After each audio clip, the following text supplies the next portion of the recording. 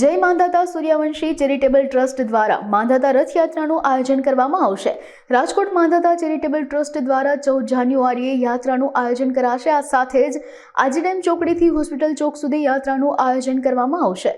આ યાત્રામાં હજારોની સંખ્યામાં લોકો જોડાશે તેમજ આ યાત્રામાં સાધુ સંતો મહંતો તેમજ મહાનુભાવો પણ હાજરી આપશે। આ ઉપરાંત સમાજના રાજકીય આગેવાનો તથા અગ્રણીઓની પણ ઉપસ્થિતિ જોવા મળશે। આ અંગે વધુ માહિતી अब तक मीडिया की मुलाकाते आवेला जय मांधाता सूर्यवंशी चेरिटेबल ट्रस्टना लोकोए पूरी पाड़ी हती। प्रमुख महेशभाई राजपरा 14 तारीखे शोभायात्राનું आयोजन करेલું છે।